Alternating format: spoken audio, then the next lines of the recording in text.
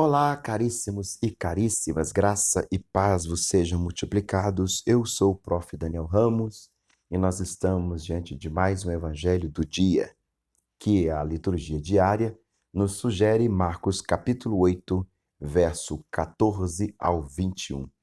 É um texto bem interessante da palavra do Senhor, raríssimas vezes ministrado, mas de profunda reflexão para os nossos dias. Abra sua Bíblia, Marcos 8, 14 ao 21. Enquanto você procura, eu quero te advertir que eu estou lendo na tradução Nova Almeida atualizada. Proclamação do Evangelho de Jesus Cristo segundo Marcos. Ora, os discípulos que se esqueceram de levar pão e no barco não tinha consigo senão um só, Jesus os preveniu dizendo: Fique atento. Tomem cuidado com o fermento dos fariseus e com o fermento de Herodes. E eles começaram a discutir entre si, dizendo: será que ele diz isso porque nós não temos pão? Jesus perguntou e disse: por que vocês estão discutindo entre o fato de terem ou não pão? Vocês ainda não perceberam, nem compreenderam? Têm o coração endurecido? Tendo olhos não veem, ouvidos não ouvem, não se lembra de quando parti pães para 5.000? Quantos cestos cheios de pedaços vocês recolheram? E eles responderam: 12. E quando parti os 7 pães para os 4.000, quantos cestos cheios de pedaços vocês recolheram? 7, eles responderam. Ao qual lhes disse: vocês ainda não compreenderam? Palavra da salvação. Caríssimos e caríssimas, como eu disse, esse texto é raramente pregado na igreja. Eu, pelo menos, não me lembro de uma ministração em cima desse trecho. Marcos, capítulo 8, verso 14 até o verso 21. E esse texto nos demonstra 3 quantitativos a respeito do pão. No primeiro momento, eles estão dentro do barco, que o barco aqui pode vir a simbolizar a igreja. Não tinham consigo senão um só. Os discípulos estão dentro do barco com Jesus. E dentro do barco só tem um pão. Jesus é o pão vivo que desceu do céu. É Jesus que se parte por nós na cruz do Calvário, alimentando as nossas almas, alimentando as nossas vidas, florescendo a nossa esperança. Um só que eles tinham, e é verdade, só tinha um pão. E este pão poderia alimentar o mundo inteiro.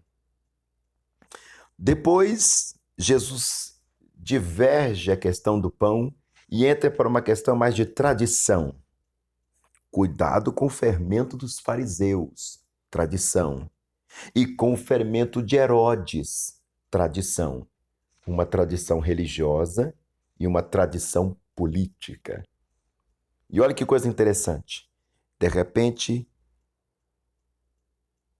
eles começam a discutir entre eles mesmos e perguntando: mas será que ele está dizendo isso só porque a gente só tem um pãozinho?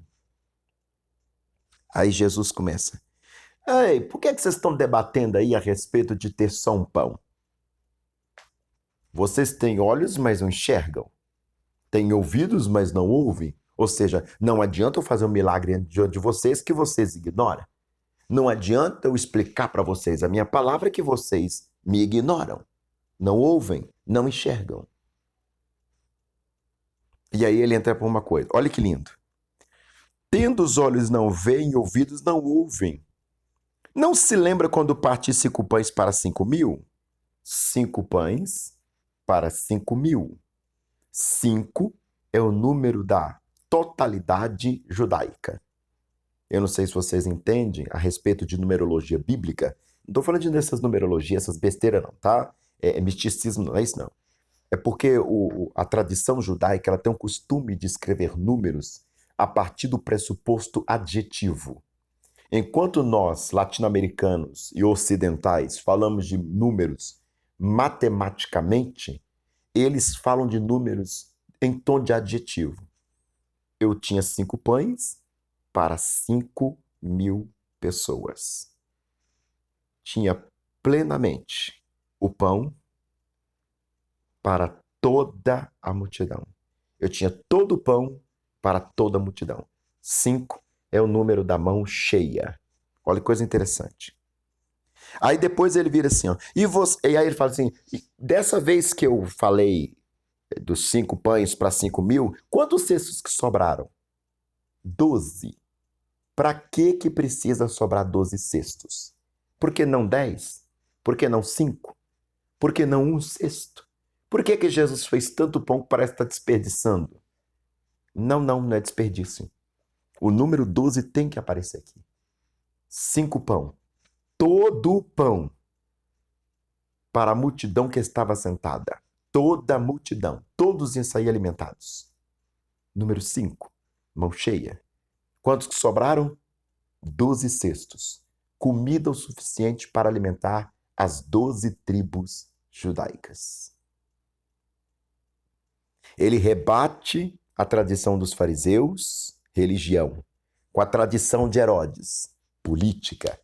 Porque o povo confunde o papel do Messias, se é político, se é religioso. E Jesus está dizendo assim, ó, eu vim trazer o pão. Eu vim trazer o pão. Vocês têm olhos, mas não veem. Têm ouvidos, mas não ouvem. Não vê operando e não ouve o que eu digo. Pleno pão para saciar toda a multidão. E sobra pão suficiente para alimentar as 12 tribos de Israel. E depois o que ele faz? De novo, um sinal parecidíssimo. Só que agora ele parte 7 pães para 4.000. Pães perfeitos. Ele parte o pão perfeito para 4.000. O 4 é o número dos 4 cantos da terra. Lembra quando o Senhor diz para Ezequiel? Profetiza ao filho do homem, vento que vem dos 4 cantos da terra. Vento aí é espírito. Só Deus pode vir dos 4 cantos da terra simultaneamente, porque ele é onipresente. 4 fala da onipresença de Deus. Fala da ciência totalitária de Deus, os 4 cantos do mundo. Tinha 4.000 pessoas, gentios. E quantos pedaços sobrou? 7. 7 cestos. Sobrou a plenitude para os 4 cantos do mundo. Aqui cessa a discussão entre Pedro e Paulo. Pedro, para entrar no cristianismo, primeiro tem que circuncidar e se transformar no judeu, para depois acreditar em Jesus, porque Jesus veio dos judeus. Paulo disse, não, nós já estamos circuncidados com Cristo na cruz. Já não estamos mais nos 12 cestos, nós estamos nos 7 cestos, para os 4 cantos do mundo.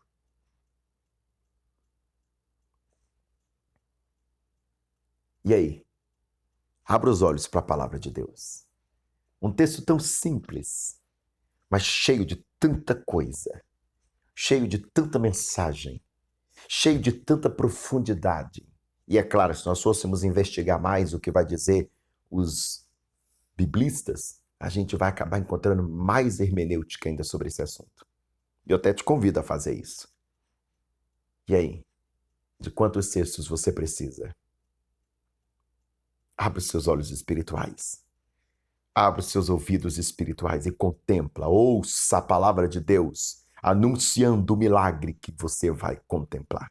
Ouça a voz do Senhor que está te dizendo, abra os seus olhos e veja como eu estou operando na sua vida. Estou deixando para você tudo o que você precisa para ser alimentado. Toda a palavra alimentando a Igreja Santa do Senhor. Eu não vou dizer mais nada. Isso aqui já é o suficiente para a gente mergulhar. Deus abençoe sua vida, Deus abençoe sua casa. Não esquece de orar por mim, não, que eu preciso muito das vossas orações. Beijo no seu coração.